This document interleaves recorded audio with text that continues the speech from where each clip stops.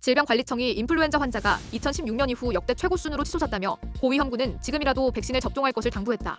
질병청은 최근 인플루엔자가 크게 유행함에 따라 9일 제3차 호흡기 감염병 관계부처 합동대책반을 개최하여 인플루엔자를 포함한 동절기 주요 호흡기 감염병 발생 상황을 공유하고 대응 방안을 점검했다고 10일 밝혔다.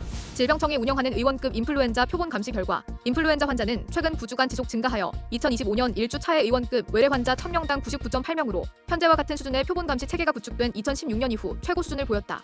연령별로는 모든 연령층에서 환자 수가 증가하고 있는 상황으로 2025년 1주 차 기준으로 13, 18세가 177.4명으로 가장 발생이 높았고 72세가 161.6명, 19, 49세 129.1명 순서로 발생하면서 학령기 아동 청소년층 전파가 유행을 주도하고 있다.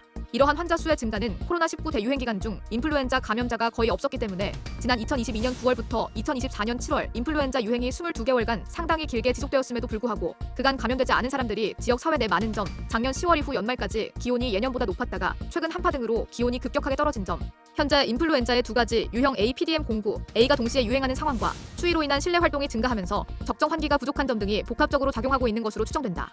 다만 과거 예년의 동절기 인플루엔자 유행 추세가 겨울방학 직전 정점을 기록한 후 방학이 시작되는 1월 이후 서서히 감소해 나가는 추세를 보인 점을 고려하면 향후 1에서 2주 이후 유행의 정점은 지나갈 것으로 예상된다. 유행 중인 인플루엔자 바이러스 유형인 A형은 이번 절기 백신주와 매우 유사하여 높은 중화능 형성이 확인되어 백신 접종으로 충분한 예방 효과를 기대할 수 있으며 또한 치료제 내성에 영향을 주는 변이도 없는 것으로 확인됐다.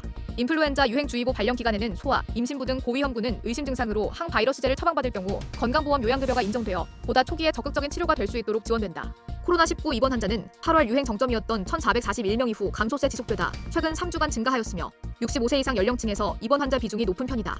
이러한 추세를 고려하면 코로나19도 1월에는 환자 수가 증가하면서 동절기 유행을 이어갈 전망이다. 질병청이 운영하는 전국 200병상 이상 병원급 의료기관 표본 감시 결과 호흡기 세포 융합 바이러스 감염증 입원 환자가 2024년 43주부터 10주 연속 증가 추세를 보이다 2025년 1주에 소폭 감소했으며 최근 4주 입원 환자 2,148명 중 영유아 연령층이 전체의 77.4%로 높은 비중을 보이고 있다. 한편 100일에는 25년 1주 기준 851명으로 24년 두 번의 정점 이후 최근 4주 연속 감소세를 보이고 있다. 연령별로는 79세 소아 청소년 연령층에서 집중 발생하고 있다. 마이코플라즈마 폐렴균 감염증 입원 환자도 8월 정점 이후 환자 수가 서서히 감소하다가 최근 8주 연속 큰 폭의 감소 추세를 보이고 있다.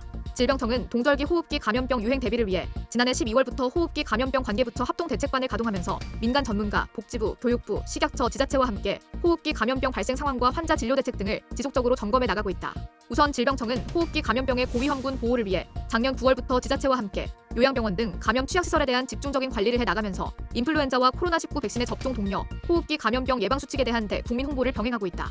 최근 다양한 호흡기 감염병 유행에 항생제 사용량이 증가하는 상황에서 항생제 내성 분석을 지속해 나가면서 인플루엔자의 큰 유행으로 항바이러스제의 면밀한 모니터링을 통해 필요시 팬데믹에 대비해 비축 중인 정부 비축분의 일부를 시장에 공급하여 의료 현장에서의 항바이러스제 처방에 어려움이 없도록 할 예정이다. 보건복지부는 증가하는 의료 수요에 대비하기 위해 발열 클리닉과 코로나19 협력병원을 재가동하여 응급실 과밀화를 완화해 나가고 중증 응급환자 대응 역량을 보완하기 위해 거점 지역 응급센터를 9개소 추가 지정해 23개소를 운영 중이다. 또한 설 명절 비상응급 대응기간을 지정하고 응급의료체계의 안정적 운영을 위한 대책 시행할 계획이다. 전문가들은 인플루엔자 유행이 1에서 2주 지속될 것으로 예상됨에 따라 아직까지 인플루엔자, 코로나19 접종을 하지 않은 고위험군은 지금이라도 인플루엔자, 코로나19 백신 접종을 서둘러야 하며 호흡기 증상 시 마스크 착용과 기침 예절 준수를 더욱 홍보해줄 것을 건의했다.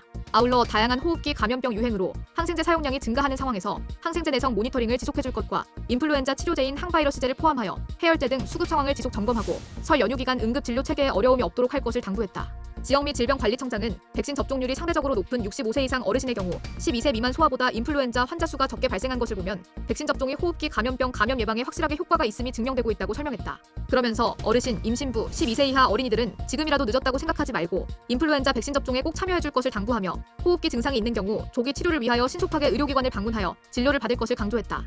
특히 영유아를 중심으로 발생하고 있는 호흡기 세포 융합 바이러스의 집단 발생을 예방하기 위해 산후조리원 등 영유아 보육시설에서는 호흡기 증상이 있는 직원이나 영유아의 등원 제한, 개인물품 공동 사용 금지 등 감염관리 원칙을 준수해줄 것과 면역체계가 취약한 영유아가 호흡기 증상이 있는 경우 신속하게 진료를 받을 수 있도록 안내하는 등 호흡기 감염증 예방에 노력해달라고 강조했다. 더불어 3주 앞으로 다가온 설 연휴를 안전하게 보내기 위해 손 씻기, 환기, 기침 예절과 같은 기본 예방수칙 각별히 준수하고 증상이 심할 때는 출근이나 여러 사람이 모이는 장소 방문을 삼가해주시고 아프면 병가를 내고 쉴 수 있도록 배려하기, 어르신 등 고위험군은 당분간 실내에 다수가 모이는 행사 참여는 자제해 주실 것을 강력하게 권고했다.